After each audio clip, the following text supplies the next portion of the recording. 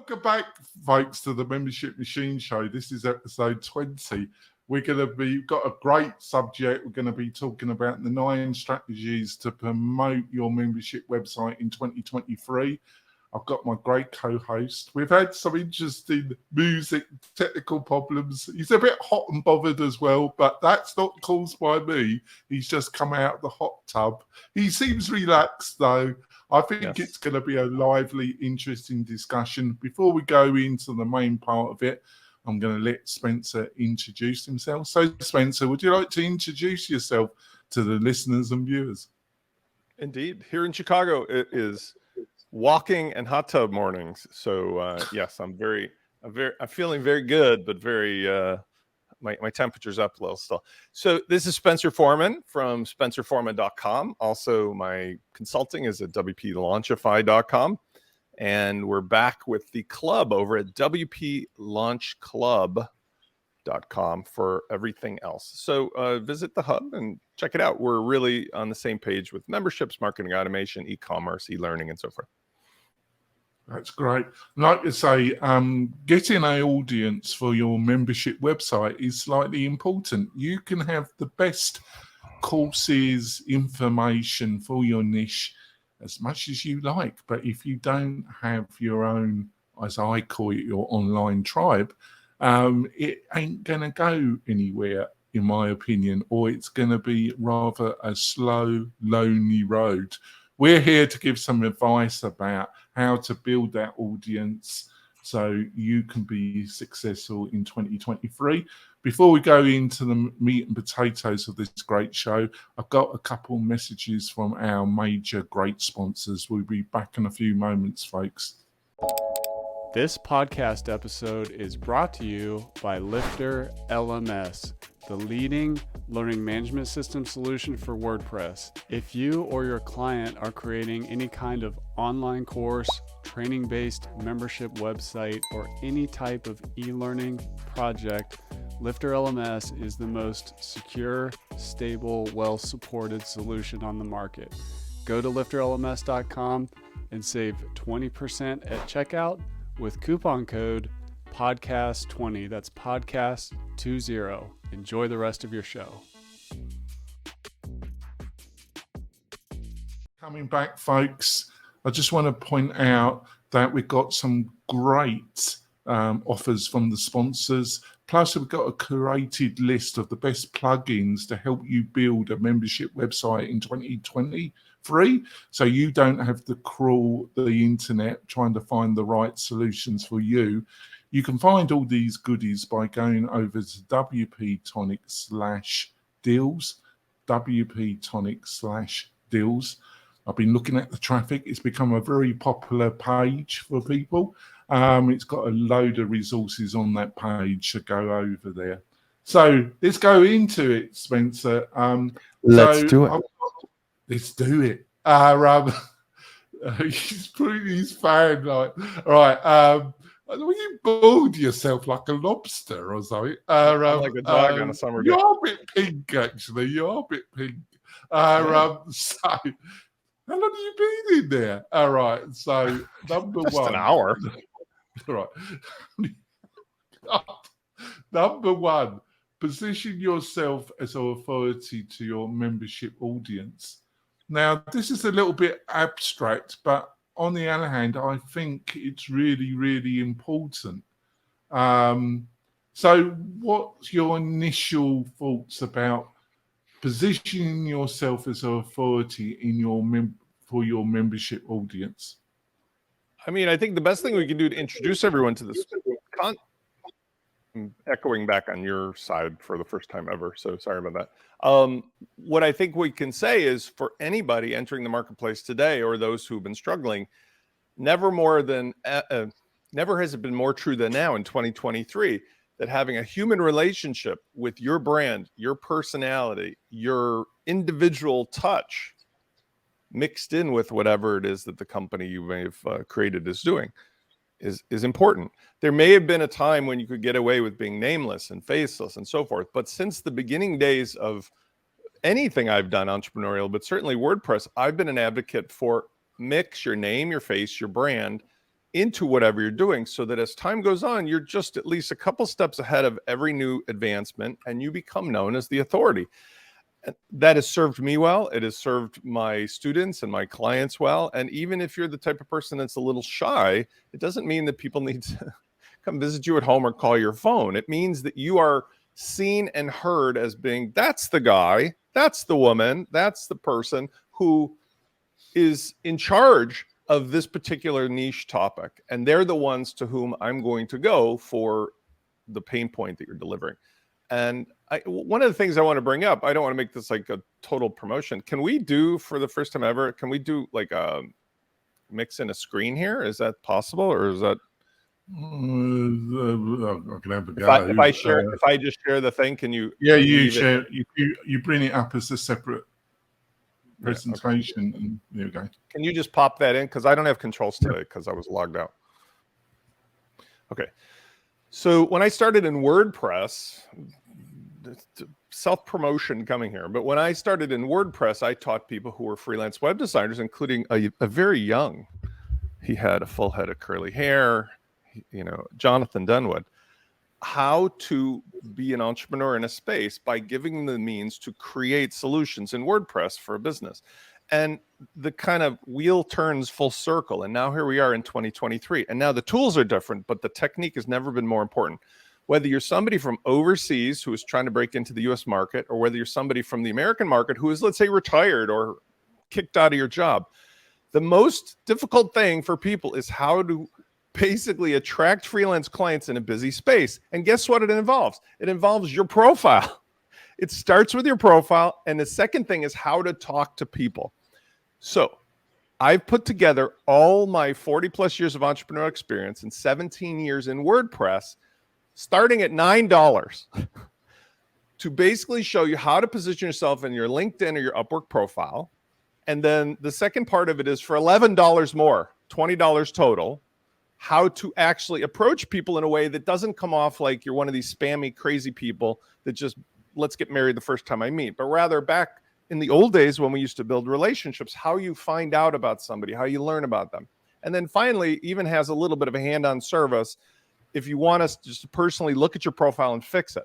And this is why, because in today's world, there has never been a better opportunity to go into places like LinkedIn and actually learn about people who need these really quick solutions in WordPress for their membership site or for whatever it is they're doing. For example, soccer coaches and people who run yoga studios. And so this is my way of returning people back to what we're talking about in number one, which is, if you've never had somebody look at you and tell you how you should dress or cut your hair or do your makeup or talk on the phone, it's really enlightening, because at the end of the day, what you find out is that promoting yourself is 99% of what people want to buy today. They want to buy a relationship with you. So today I'm saying go to yourbestprofile.com and try it. But as far as what we're talking about, making yourself part of the mix is absolutely essential. Okay, you can. Yeah, I agree with you. The other key strategy is content, educational content.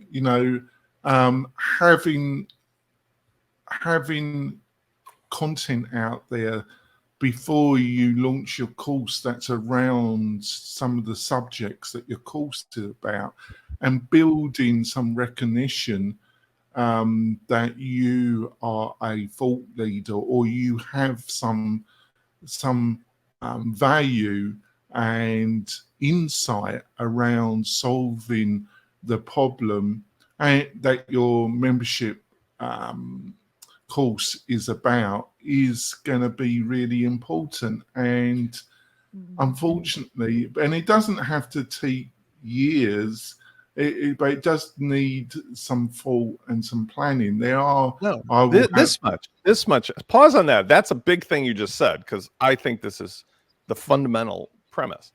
You only need to be this much ahead of somebody else. This much, okay?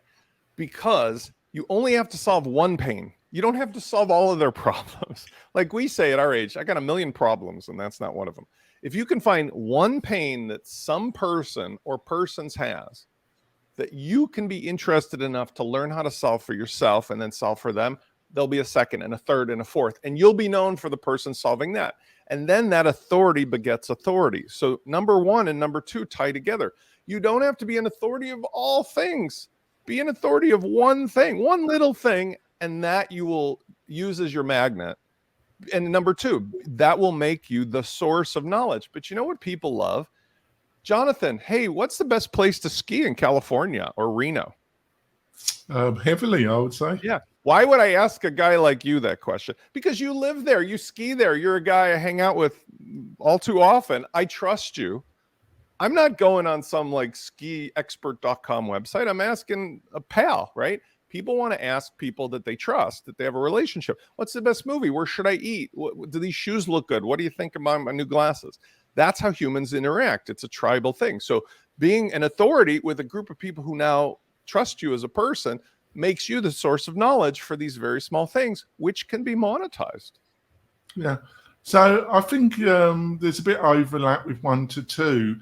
Become a source of knowledge. How, looking back at the different sectors that you have been successful in online, how did you approach to become a source of knowledge? The formula is the same formula I've used since I was 10 years old. Okay. Find things that you're interested in. Okay. For fun. Like when I was a little kid, I was into building model airplanes or playing hockey or, Star Wars, because I was born in 1966. Right. So I found all these little activities and hobbies that involved these particular things. But in the process, my entrepreneurial brain started turning on, and I realized like adults had the same interest in the things that got me excited, and adults had money, and I could actually find things that adults would pay me for as a kid that was huge money. For example, back in the 60s, in the 70s, when Star Wars came out, there wasn't any merch, and there was about a bunch of moms who played bridge with my mom who had kids my age, and I one day had built some Star Wars Stormtrooper helmets out of paper mache. I mean, it probably looked like ridiculous, but back in those days, we had the bicentennial, and at school, we learned how to make paper mache helmets, make Star Wars. I had some mom say they'd give me $50 to make one. $50 for like a 10-year-old. It was all the money in the world.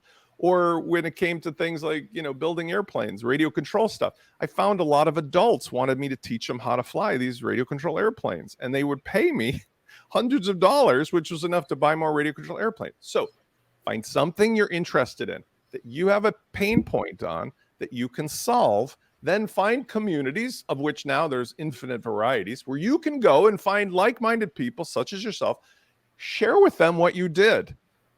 A number of people will raise their hand and go, Spence, tell me more, tell me more, tell me more. And when they do, you go, well, you know what? I could teach you, or I can make it into a kit, or I can make it into a course. And if I did, would you buy it for $20? And ask them that ahead of time. And guess what? A lot of them will say yes. And if you take a launch kit or a membership site, you can have the money in your hand before you even commit to making it, which lets you know what the demand is. This is a formula as old as Earth. And yet people act as if somehow all the automation tools in the world change it. They don't. It's just human relationship building. You solve a pain like the cobbler, like the blacksmith, like the sheep herder, like the goat farmer. You're just solving problems for people that they don't want to do those problem solving issues on their own, and make it easier for them, and they'll pay you. Ta-da. Yeah, I also think in a very crowded, many voice platform like the internet, which is getting more and more crowded, finding a niche is essential. Has become, this has been said multiple times. We're not going to cover anything, but both of us make a living online. Both of us run businesses.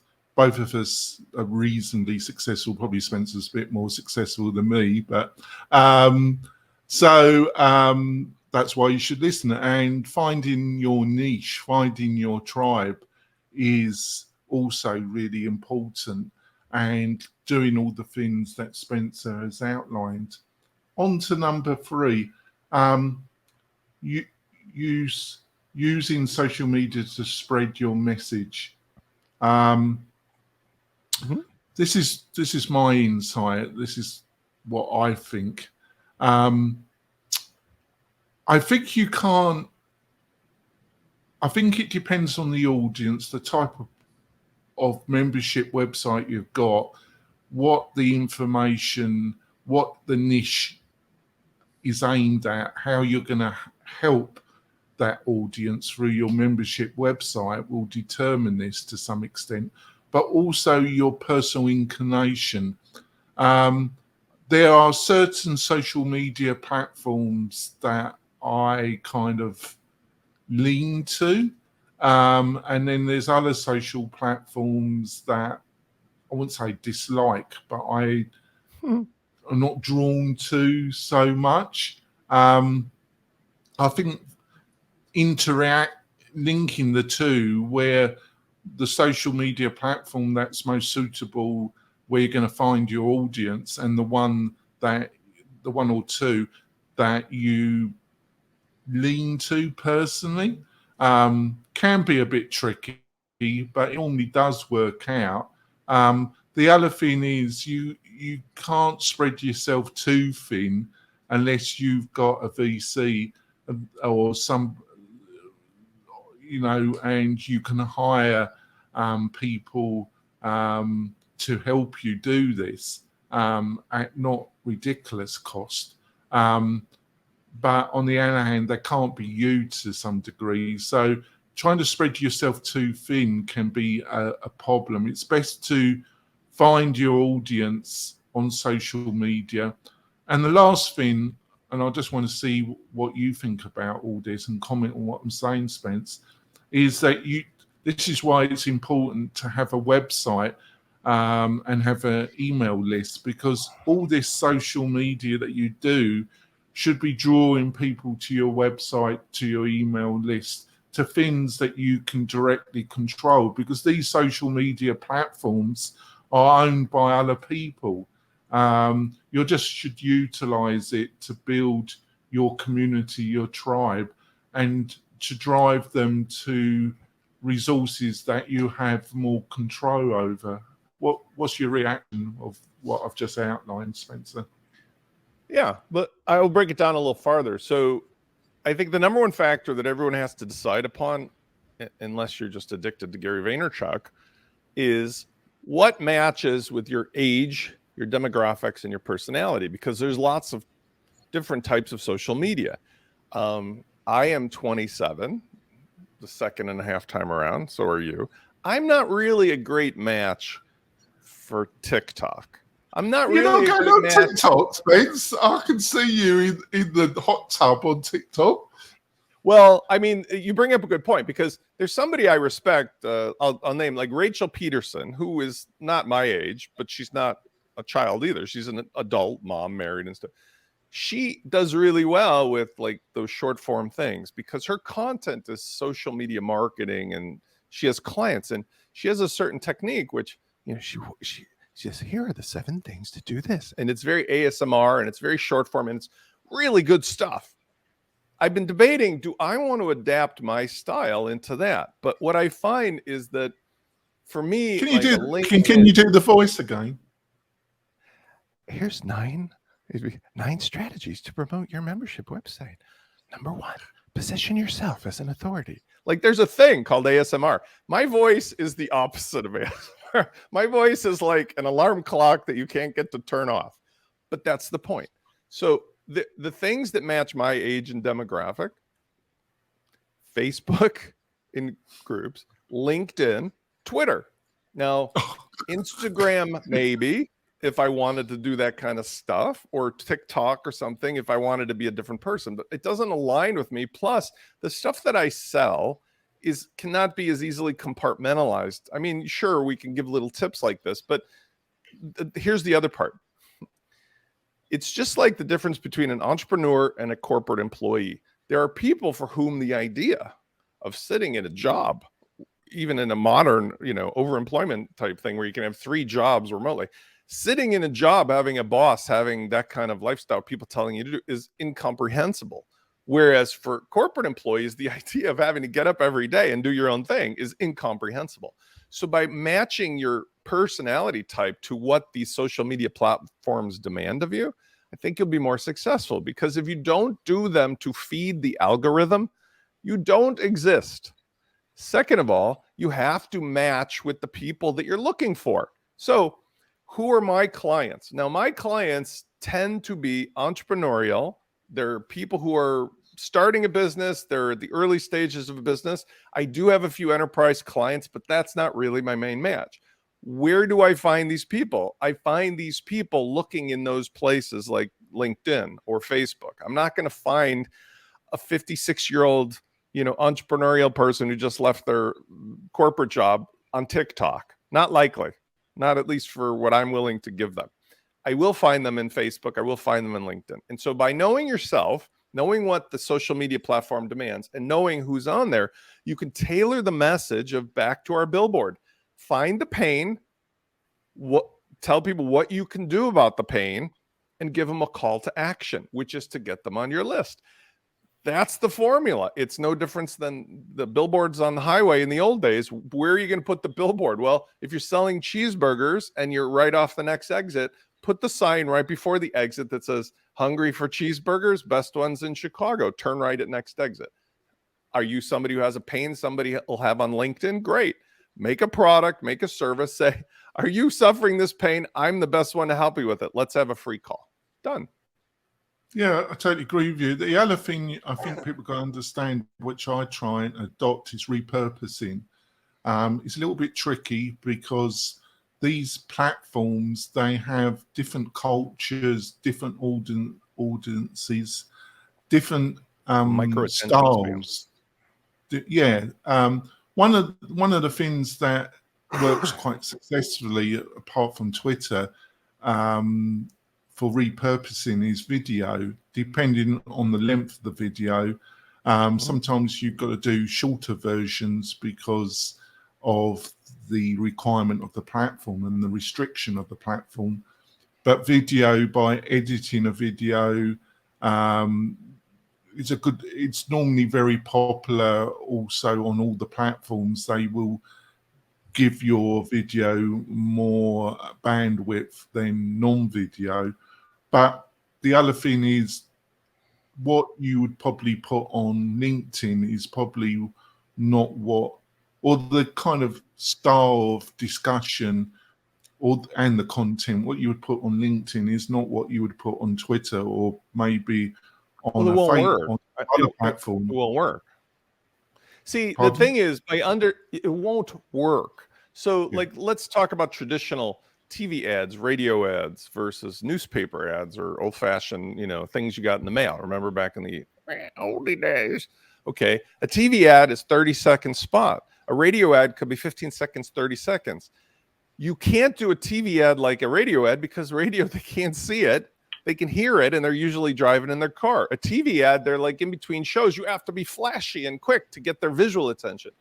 A mail print ad has to be something altogether. Well, similarly, with the different social media platforms, you can't make a TikTok video that's wide format. First of all, it's vertical. Second of all, it has to have words on it. Third of all, it has to show a person or you will get no attention. And it has to be speaking. There's a format in the timing, in the shift, in the words. If it doesn't follow the format, somebody's 1 millisecond attention span swipes you away. And so the thing about this is that there are people who explode with certain products. A recent one I saw was a kid who was really brilliant. He's like 22 years old. He came up with chocolate, a dark chocolate that has a couple like herbs and spices in it that are all above board. It's not, THC, but that is promoted as an aphrodisiac. Now, I don't know how he gets away with it. The name of the chocolate it's called tabs, I think, because it comes in squares cut in half. And the brilliance of the marketing was you buy 3 of these squares that have 2 pieces each, 6 pieces.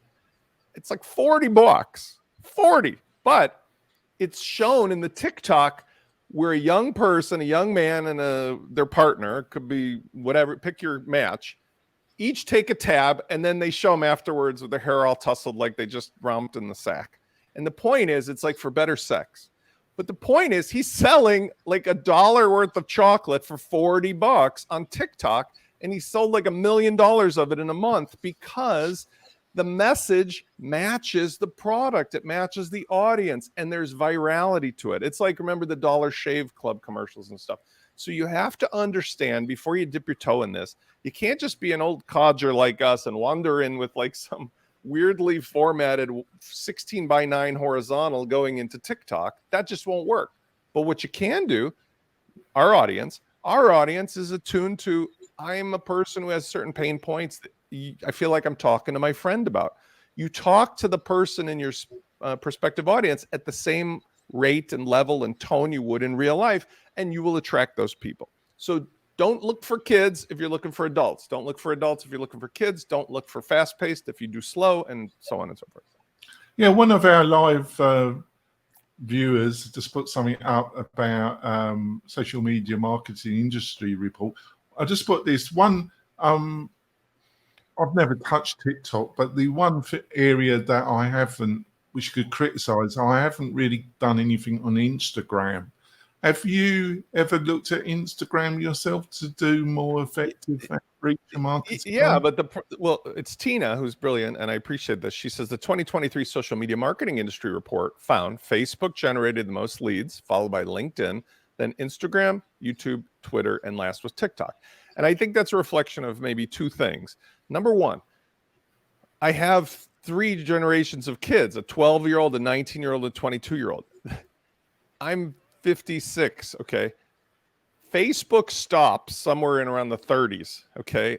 Not a person under mid-30s is using Facebook, and many of them are not familiar with how to interact on LinkedIn, which is why I created the Your Best Profile thing.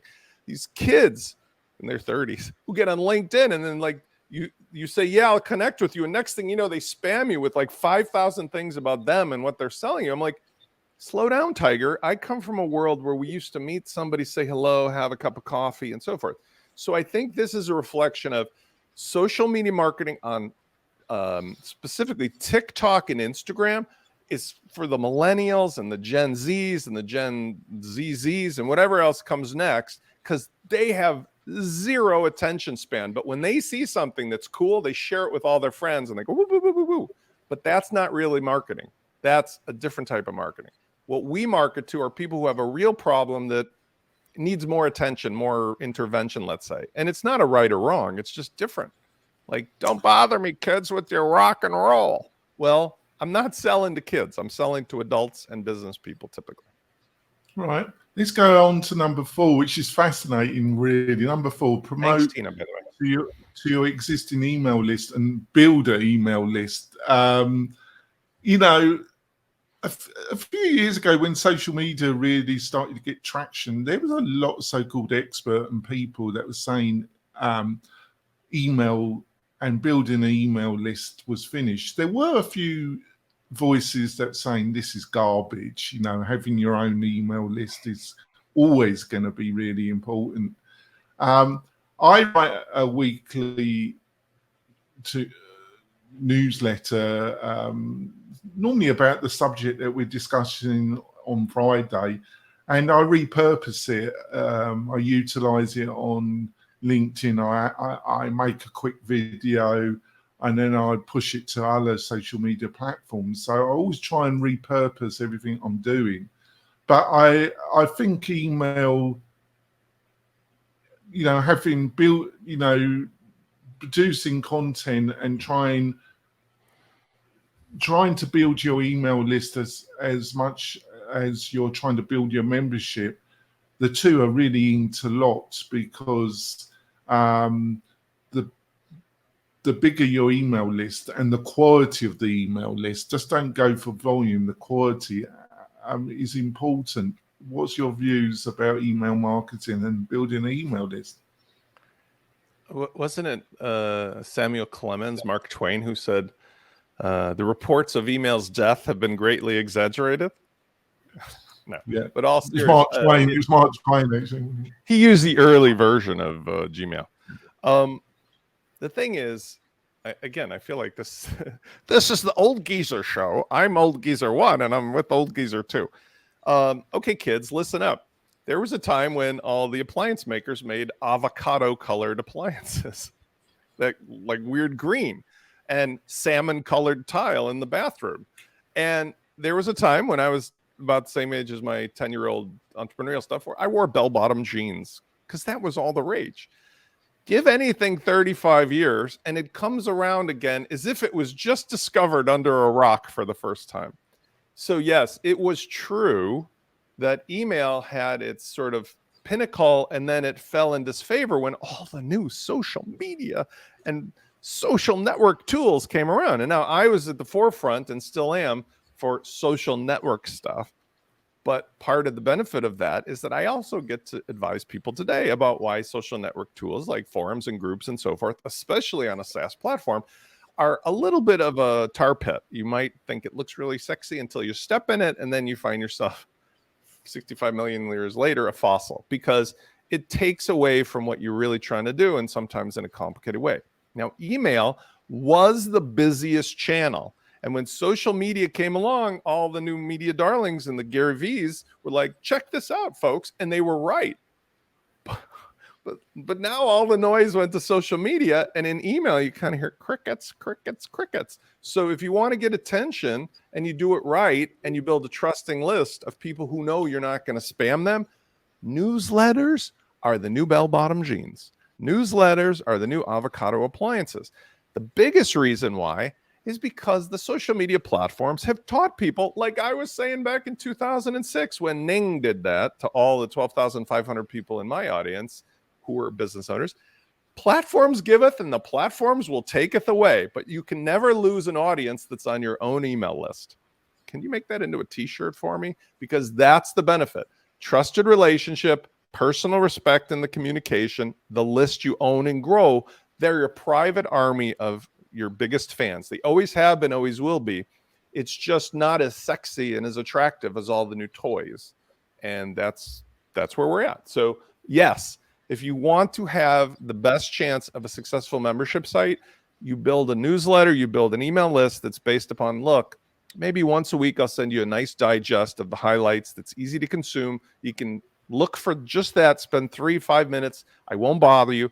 That's what people need today, because I do inbox zero, for example, and I know a lot of people don't. Inbox zero is a full-time exercise. I mean, every day.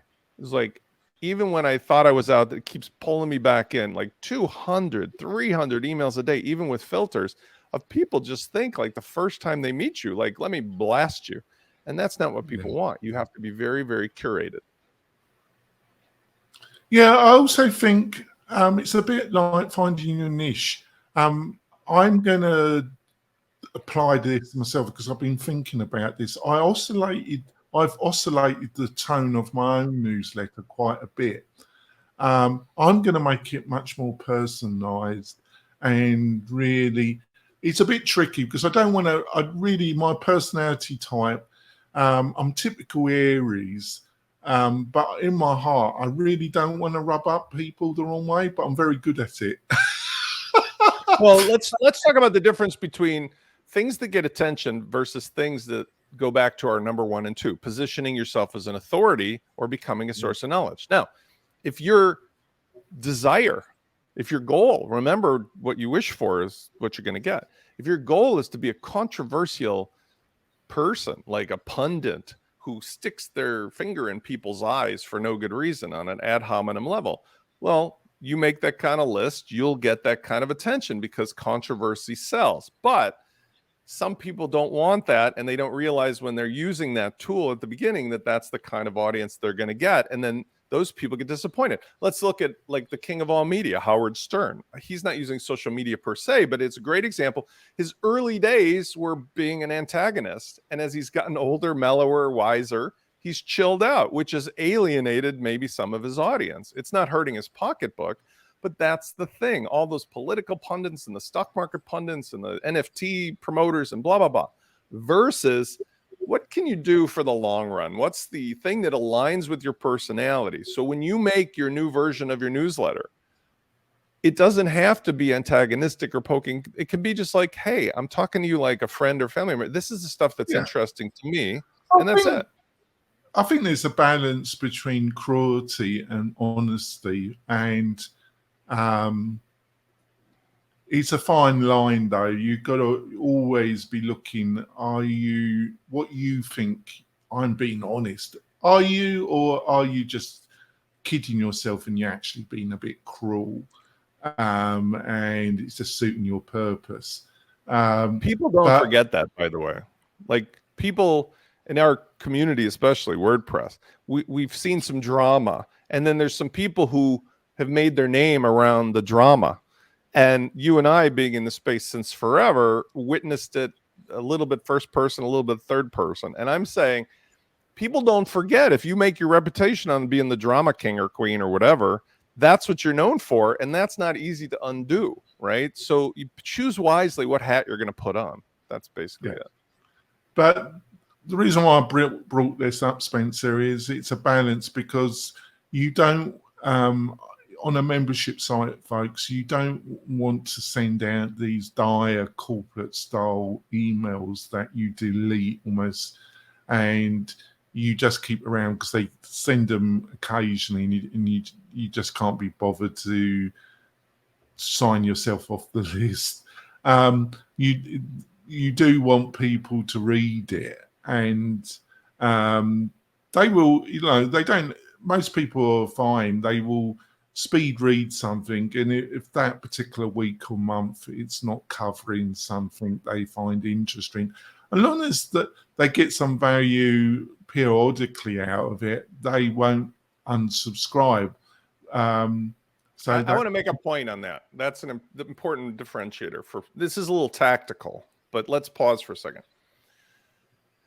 Blah blah email lists won't work today. Think of your email list as a newsletter. Okay. Now, what format of newsletter is most effective? That depends on your audience. But what I found to be true is that most people have now too much spammy email. So in order to keep an audience that's otherwise interested in your stuff from having what we call FOMO, fear of missing out, I found that you have to do it like an executive summary with like 5, maybe 10 bullet list points. That's it.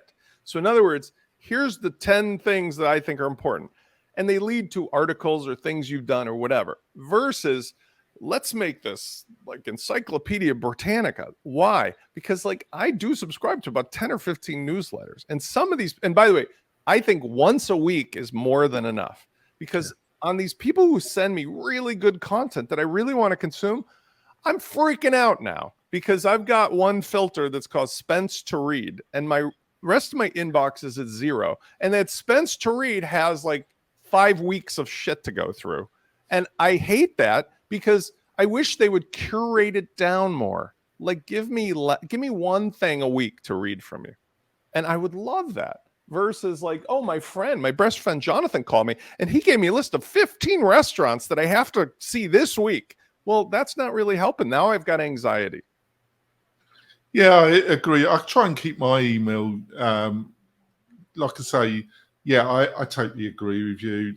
These that send you very, very long email, most people just haven't got the time to read it. And so I think it's a little bit, so there's a balance. We're going to go for it. It's all about the balance, Spencer. It's all about the balance, my friend. We're going to go for our break. We will be back in a few moments.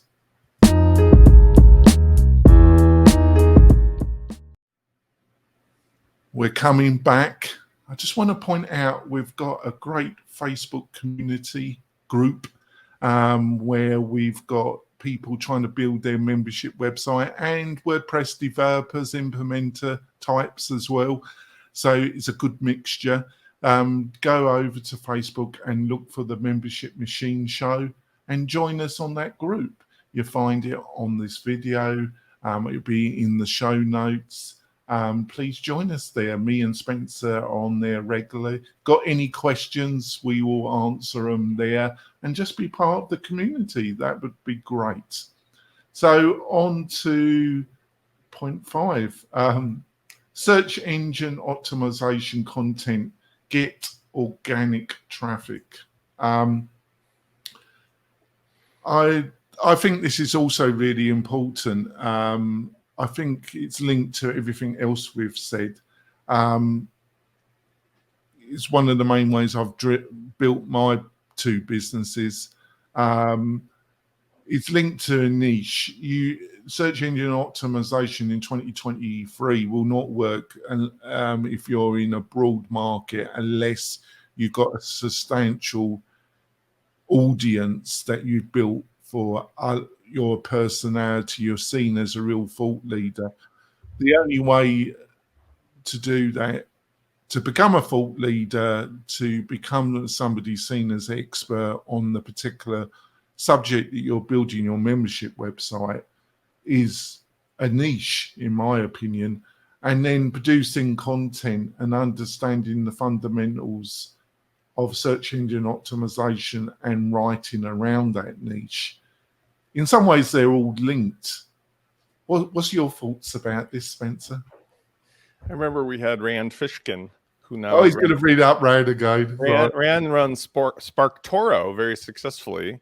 He built that business from 0 to like over 7 figures of revenue now, along with his partner, and bravo. But I remember when he was on the show way back when, last year, I said, we were just talking about building an audience, right? Building a personal relationship where you're outbound marketing versus inbound marketing.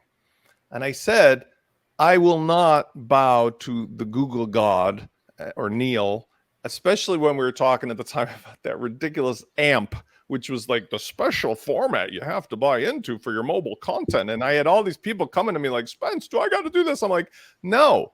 And now here we are in 2023. I just paid $20 for ChatGPT-4, by the way, because I love it. I love it. And you know what I love the best is it's toppling over the megalith that was Google and forcing everybody to rethink how ridiculous it's been that we're drinking that Kool-Aid of, I have to write and do everything to please the search engines. However, the truth is I've never been more prolific in writing with the help of ChatGPT or just good old-fashioned Spence content for my websites, for my newsletter. Why? Because people want the information. And so if you memorialize your information, it could be in your documentation, it could be in your blog, it could be inside of your forum or Facebook group or LinkedIn. The information needs to be free. The difference, though, is take this number 5, search engine optimized content, and stop worrying about Google and start thinking about that little new Mr. or Mistress or whatever we call it of ChatGPT, finding it, because that's what you want. You want to have something that becomes, this sounds a lot like Spence. This sounds like the area of that guy, Spence, John Denwood, whomever, because that's what's going to win in a world of automation where there's unlimited power to grab data, compile it together, and whether they attribute it or not, we don't know. Hopefully the lawyers will make them do that. The fact still remains that turning somebody on to the concept, and then somewhere in some search engine or some conversation somewhere, who's the person that I can talk to about that? Oh, that Spence guy, that John guy. They're the human being that is the connection point between the thing I want to do and real life. And that's what you're shooting for. And ironically, SparkToro, he recently posted in LinkedIn, did no SEO. Rand is an amazing business person, but I find this so personally gratifying because it was like I was yelling fire in a movie theater a year ago. And he looked at me like, what the hell are you talking about? And I'm like, this is what I'm talking about. SparkToro built without SEO because you made the tool people wanted and people word of mouth spread it around. Hello. Instead of one other example, our great friend Jack Arturo, who I work with, did his annual report for the business that I am very involved with WP Fusion. He did an experiment on search engine for some of the greater terms to look for. He spent $12,000 something and sold $300 of product versus the word of mouth and the other content, which has turned the business into something that he's close to $800,000 a year of revenue. That's another example of how with a membership site, don't try to please the search engine gods. Just make good content, make it easy to find, and be the contact point. Yeah, I fundamentally disagree with you on this. I know you do. I think a lot of the things you said that I do agree with. I think when it comes to Rand, he's he was a personality. He had a rabid tribe of people that would follow anything he says because 1, 2, 3, 4. He used 1, 2, 3, 4. He did all the years of Moss of doing his white bald videos, supplying content that was Google friendly, that could be found in search. If you are a personality, if you have grown your tribe, you probably don't have to bother with SEO and providing content. But on the other hand, I do agree with you, just providing shallow content and providing what I call a Google content farm. And there are certain individuals in the WordPress space that have built very successful businesses and have a business model by churning out very shallow Google-friendly content that's pretty valueless if you know anything about WordPress, and they spill it all over the internet. I think these people probably are going to be hit. But on the other hand, providing content that can be found, that does provide value, does provide some real insight. I think that type of content will always be valuable, not only to the end users, but to Google. I have no idea how all this is going to pan out. I don't think any of us know. I think one of the problems with Google was that they were providing too much traction to domain authority, and people were abusing it by spewing out tons of really shallow, worthless content.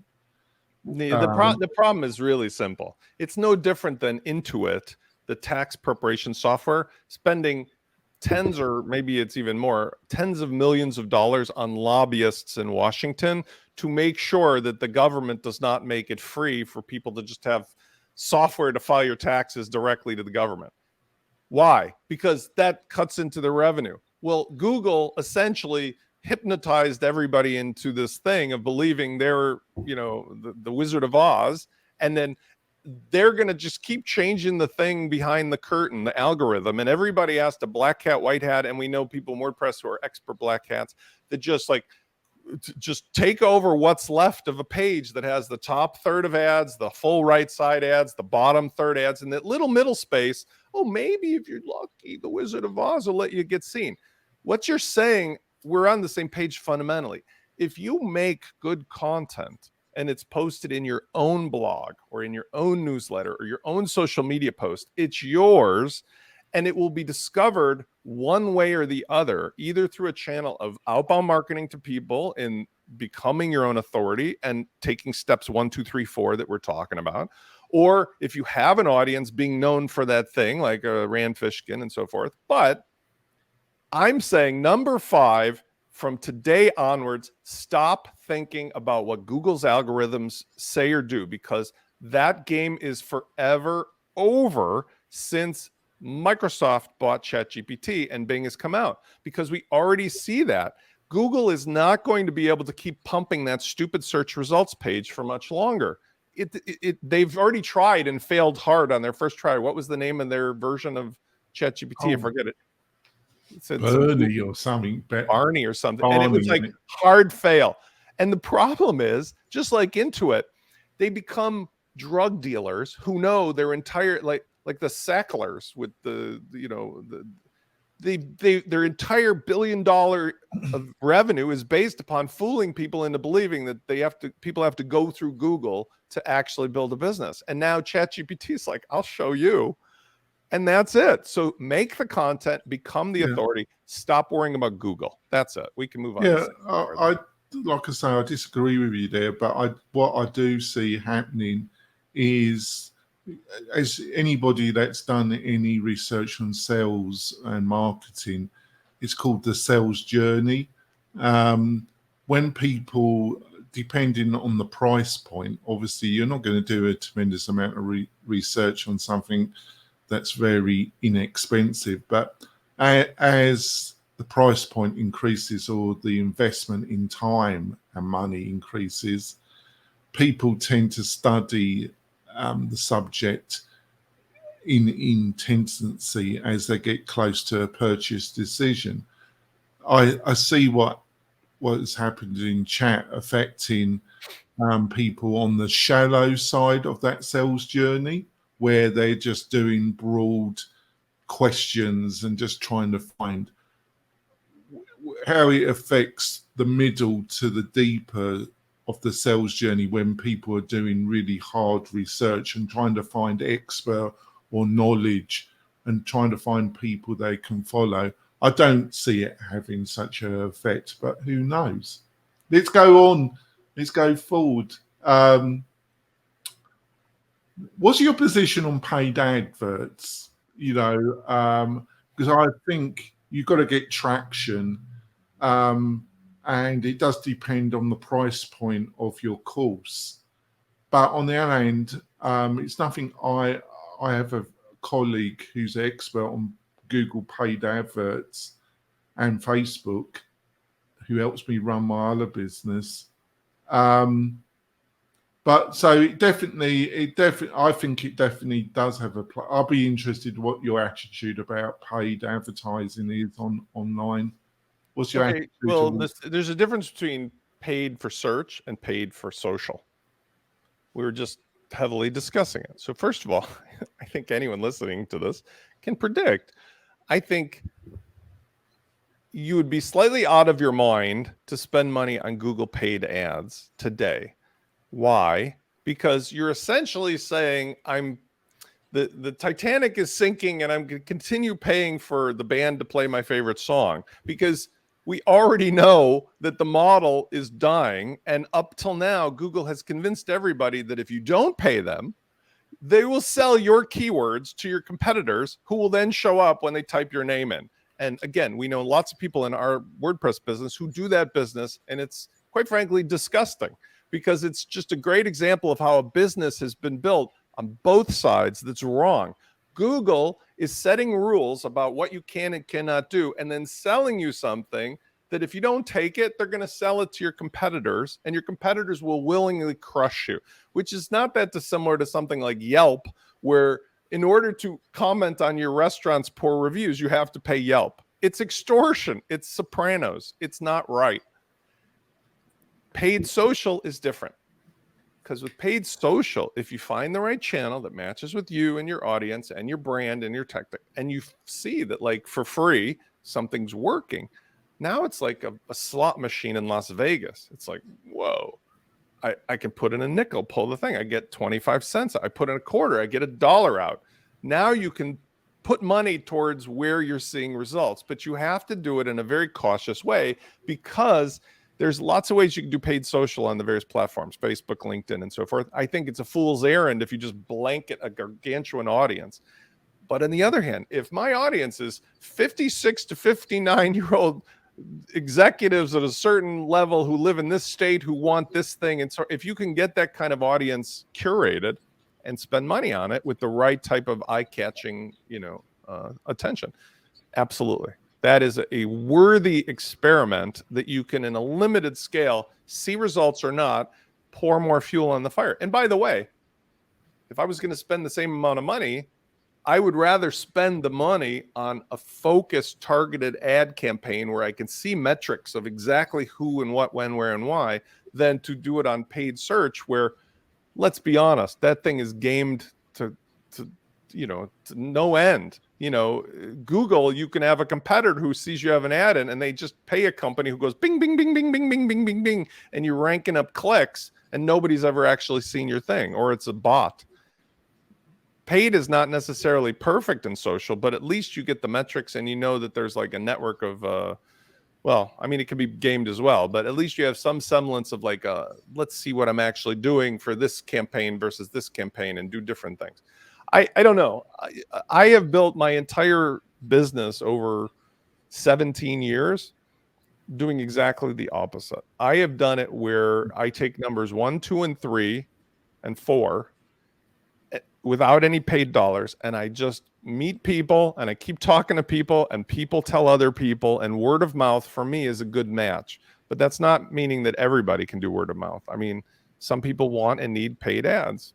So yeah, I think I see it as you really got to do all the previous things that we've said, unless you already got a strong audience, because I think you got to really understand your audience and who your course, your membership appeals to, and really understand the persona of your target audience. And for paid advertising to be effective, and then you really got to have a strong understanding about monitoring the analytical information the platform will provide. Normally, for you to do that kind of dive, you'd probably be better to hire somebody that is interested in journey, to find somebody that won't fleece you or promise a load of results which are not achievable. And it can become very expensive very quickly compared to all the other things that we've outlined. But it does have its place. But I would advise you that you really got to understand your audience very strong and have utilized all the other things that we have outlined to find out what messaging really works to your audience and what works and what doesn't, because otherwise trying to find that out through paid advertising is going to be very expensive. So that's my bit on it. Well, you know, one of the things that it's comparable to, I used to, and I still do make a point of saying, you know, business is like dating. Doesn't matter who you're into.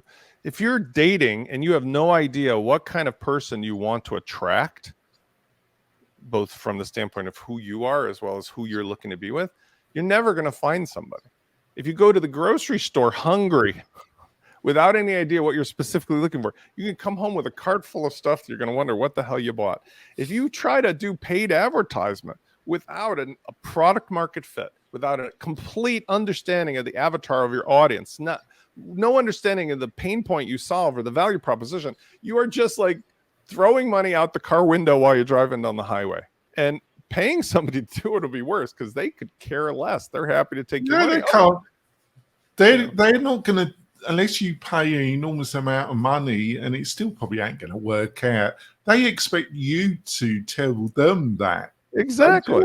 They're not going to do that for you. And if they say they are at a price that they're not. No. They're not going to do that for you. They're lying to you. It's like a web designer. I mean, you know, one of the difference between the way we do business and, like, I'm not criticizing any who's a designer, but like a designer's job is not to do mechanics or the business or the entrepreneurial or the, but at the same time, if you don't tell a designer what to do, you're going to get whatever the designer feels like, right?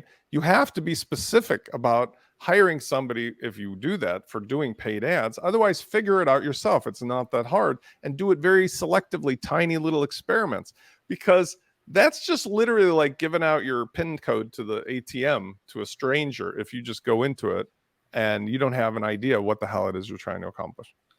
On to number 7, affiliate marketing. Got such mixed feelings because I know some people that have done quite well out of it. I think it's linked to number 6. I wouldn't utilize much energy initially. I think you've got to have a track record. It depends on the price point of your membership course. But on the other hand, I know, and it's also a lot of work, and it also depends on the traffic level, the popularity of your course.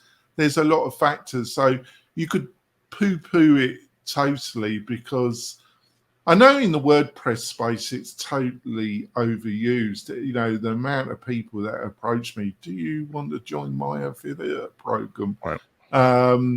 No, because I know how much work it is. So I think in some ways it is linked to number 6. It has its place, but I think it's further on than a lot of the other things we've discussed earlier on. What's your reaction to that? I mean, it does line up similar to paid ads and so forth. It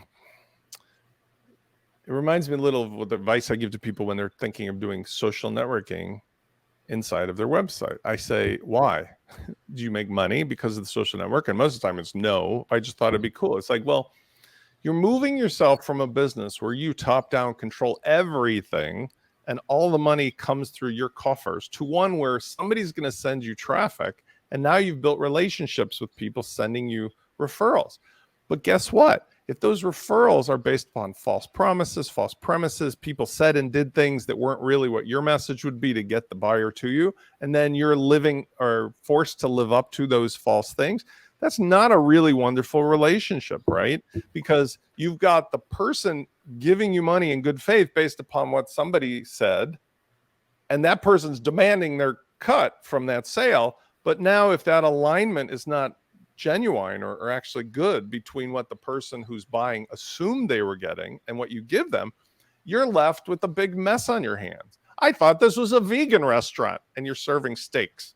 Well, you got to pay for the referral, and now you have an unhappy person who thinks you're an a-hole for serving them an animal when they were vegan, right? Well, that's the problem with affiliate stuff. On the other hand, if you curate your affiliates, if you make sure that they're, like salespeople wearing the right clothes, they understand the message, they stay on track, you put rules in place. Affiliate marketing is a great example of how you can amplify relationship marketing without doing SEO, without doing paid ads, because there are plenty of examples. And I do lean heavily on affiliate stuff as well. I find an audience of people who love what I'm offering.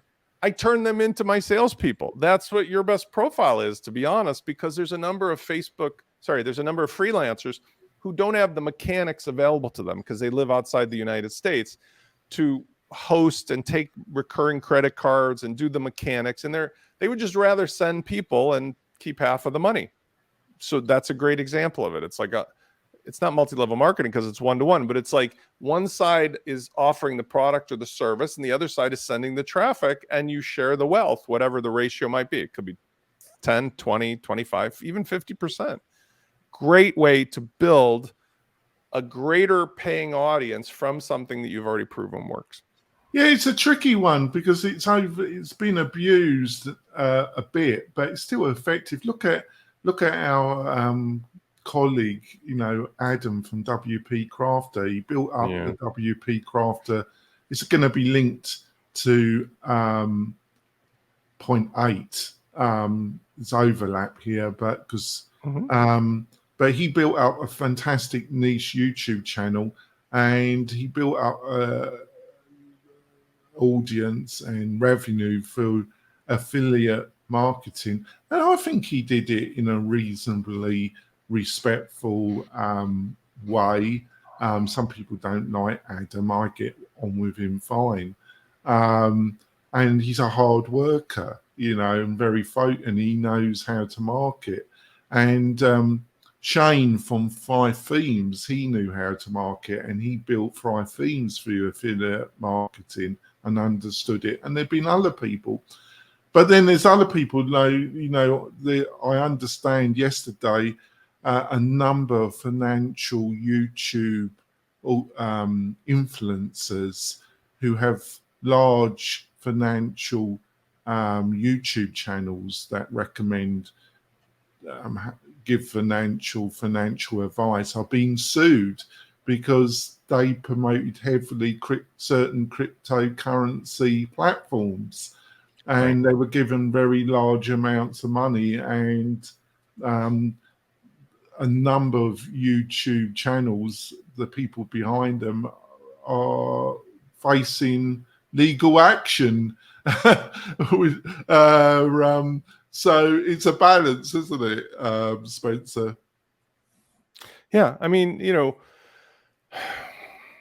having control over your message, having control over your product, the product market fit, understanding your audience, being the person known as the authority, that's very helpful, because there have been times in my past where the things that were working were really great, but then something maybe went a little off the edge of the road. And it was possible for me to demonstrate control in a benevolent dictatorship way over what's going to happen, always protecting the buyer over everybody, which is why, when we talk about companies here that are SaaS and they take VC money, and I think today's corporate climate and even the Fed adjusting things in favor of shareholders over everybody, especially employees, I feel that's wrong. The bottom line is you have an obligation to your buyers. You made a promise to them. And anything you use along the way or any relationships along the way you have to put them after the buyers. The buyers have to be first, because as soon as your name, your authority, your reputation is soiled, it will not be unsoiled ever. That's the lesson my grandfather taught me. That's what I've lived by. And you can be really, really progressive. I don't think I'm a pussycat. But when I find I'm wrong, I do the right thing no matter what it costs me, and always protect my buyers and early adopters. And I think that has served me well and served a lot of people well. It would behoove a lot of corporate leaders to follow that rule. But since they suffer no consequence, and especially political leaders, like some of them who just like bold-faced lying and lying and lying and lying, it's like everybody will get what they deserve when the time is right. But you have a choice in your life. Do you want to live? Do you want to create a business that's like that, or do you want to do the right thing? So choose your partners wisely, choose your relationships wisely, be a person that you'll have no regrets, and that will be a life and a business life worth living. I know it sounds very philosophical, but you can't really separate the two. I mean, being happy and fulfilled. Now, this is about membership, but I do agree with you. What's happened the last week with Silicon Valley Bank and other institutions, you do get the strong feeling that it's one big club and you're not in it. You're not in that club. So if you get into trouble, you're not going to get any help. But if you're in the right club, you get all the help that you want. It does have that strong feeling, doesn't it? That it's one big club and you're not in it. So let's finish off with video and podcasting. It is linked to affiliate. We've touched it. I brought in Adam from WP Crafton, and there's other channels. I've been in podcasting a long time now, and in video, and my thing is to build up the YouTube channel. I think I love podcasting because I love radio. I think for a membership site, having your YouTube channel, podcasting, helping you build that audience, I think the main theme of this show is building that tribe, building that group of people through your niche membership site that really cares about your thoughts, your course, your advice, basically. So I think video and podcasting are good ways of doing that. What's your thoughts about that, Spence? It goes hand. Yes, I mean, you and I both lived this example, but it goes hand in hand with the 1, 2, 3, 4. Is that if you feel that you have an alignment and are interested and capable, as I think both of us definitely are, I love nothing more than doing a live show or doing a YouTube video or doing an explainer video or doing a slideshow with voiceover. If you can do that, incredibly powerful, because that is like your own growing audience. Now, I would say Adam is one of the if not he's the leading marketer in affiliate stuff in WordPress. There's one other kid, I can't think of his name right now, but he has a bigger audience, but he does the same thing. Affiliate YouTube marketing is a thing today. I mean, it's huge. Ironically, even though WordPress runs 43% of the internet, talking about WordPress or design only gets you like this much information, this much attraction in YouTube versus talking about how to build Legos or something like that, or the next, like, whatever. There's audiences in YouTube after lots of trying that go in the millions. Whereas in WordPress, the biggest influencers get 200,000, maybe 290,000. Now, it's a niche area, but niche. But hold on. But here's the delivery. You can use the tool without regard to building the audience. Why? And what am I talking about? This is no criticism of these two other fellows, Adam and the other guy. And there's the third or fourth, this guy, Tyler or whatever. He puts out one video a year, like how to build WordPress 2023, gets like 1 million views. My opinion in viewing them is that their audiences are newbies and they're not particularly going to end up being very profitable customers. They're tinkerers, like wandering around your China shop. And it sounds really great. I got 200,000 subscribers. But if you try to match up them with like, what's the bottom line? How much ROI do you get from them in a year? Or what do you get from that? Doing affiliate stuff is a tricky game. Why? Because in those two examples, one day they're talking about product A and here's the link to buy it. And then the next day they're talking about product B that's the competitor. Here's the link to go buy it. And next day, product C. There's 3 products all doing the same thing with 3 different affiliate links, and they're not being untruthful about it. But it's like, if my friend told me, oh, here's the best restaurant, go to this. No, I meant this is the best restaurant, go to, wait, no, this is the best restaurant, go to that. I'd be like, I don't really want to be friends with you anymore. What I'd rather do is have a friend, and that's what I try to be. Spence says, this is the one thing to choose, and maybe there's 2 or 3, but here's why they're different, and you pick, or I'll tell you, but I'm giving it to you with no affiliate links involved. And that's, to me, a way that some people can choose. You can be an affiliate marketer, or you can be somebody who is like giving the information and still use the channel. YouTube, Vimeo, all these video, audio, amazing. Live events, become known. But you have to be consistent about your message, and you have to disclose why is one day I'm selling cart flows and the next day I'm selling SureCart. That answer has still not been resolved in his audience as far as I can see. Like, why did you sell us this WooCommerce solution and now you're saying, no, drop WooCommerce and buy your thing? That's a hard thing to reconcile unless you can live with yourself in the morning. I wouldn't want to be in that position. Yeah, all right. I think, just to finish off, I think the other factor, I think you can still be really successful in the membership e-learning space. I think you've got to find your niche. That we slightly disagree with the SEO side. I think it's still very crucial and still will be for the foreseeable future. But I do take in your criticisms, and I think some of those criticisms are totally correct. I still think, I also think a lot of companies, larger companies, are realizing is the investment that what I call e-marketing, which you've always been very I've observing your own career. I think you've been in the early days of what I call e-marketing. That's my term for it. An example I noticed with LearnDash, this week, they launched their e-learning academy. There are other companies and other players in WordPress and that are producing more educational course-based training and utilizing it as a magnet to attract new possible customers to them. Would you agree with that? And I personally what's think, the question? well, that more companies are realizing that they're having to provide more kind of training and advice and build a relationship with their audience and possible customers. Yeah, because I mean, see, the thing is, we all understand now. We talked about like email fell out his favor, social media. Well, now with the social media visual metaphors, TikTok and Instagram and even YouTube Shorts, Facebook Reels, you know, visual media, audio media is a great format. You need to have a different format depending on who your audience is, like long form, medium form. Oh my God, what happened to me form. But companies recognize like that's where people are looking. Those are the billboards of today. You tailor your message to the size and shape and location of the billboard.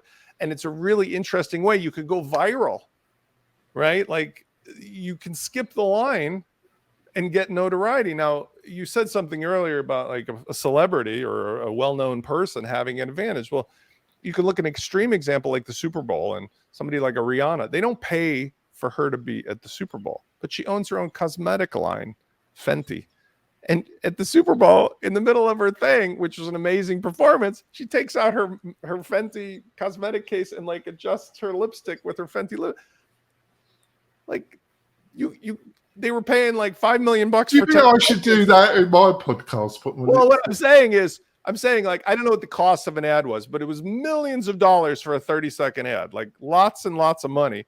And she did, I mean, not everybody was Rihanna, but she took advantage of the fact, look, I'm going to own the space. All eyes will be on me. Hold on. Here comes my ad. And you can do that in a YouTube way. It could be like in this show. I put an ad in the beginning of the show. It could be like showing up at an event. I was at the Cadence Amplify yesterday. It could be wherever you go that people want your information. Make it valuable to them for you to show up with your content or your person and put your ad right in the middle of it. This is the pain I solve. Click here to get my thing. And people will be like, I love that. There's not even, it doesn't feel like an ad that way.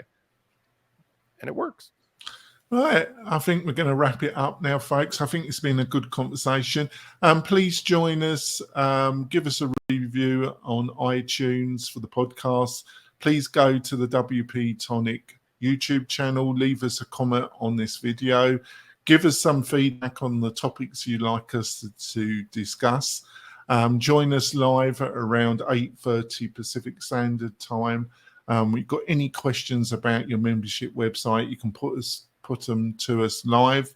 Join us on the Membership Machine Show Facebook group and be part of the community there. There's great ways to speak to me and Spencer. So, Spencer, what's the best way for people to find more about you and your views and ideas?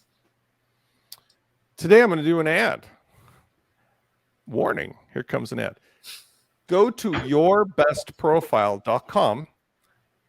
I have 100% money back guarantee. Spend the $9 or the $11 or get the whole bundle for $49. It's 20% off if you buy all three at once. $49.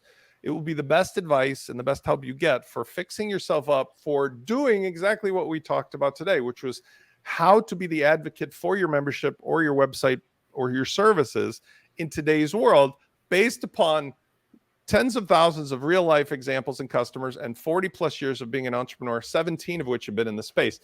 And at that point, call me for a free call and we can talk further about what worked, what didn't work, and so forth. But I 100% guarantee you it works because I'm doing it myself. I'm following the same formula that I'm teaching all of my students and clients, no matter whether you're just starting out or you're an experienced company. And by the way, I look forward. I want to put a plug in for Tina, who's amazing. She has a huge audience. She has an audience of about 128,000 people on Twitter. Tina and I are going to be working together along with a few other of my audience members because we recognize there's a whole generation of folks who are our age who have come out of the corporate world or want to have a side hustle or want to work. We're going to be delivering this kind of ready-to-use stuff for that audience because you know what? Avocado appliances and bell bottoms are back, baby. And we know it. And the Gen Xers and we're resilient. The Gen Zs, the millennials, the new kids on the block, they don't know what life is, going to bring to them soon, but we do. And we've got the answers. Yeah. And just finish off, if you're looking to host your website, your WordPress membership website, have a look at WP-Tonic and what we've got to offer. We provide great hosting, great support, plus a package of plugins, plus email functionality, all combined in one easy solution to get your membership website running on WordPress as quickly and as painlessly as possible. Go over to WP-Tonic. We love you to be part of the tribe. We will be back next week with another great topic. We'll see you soon. Bye.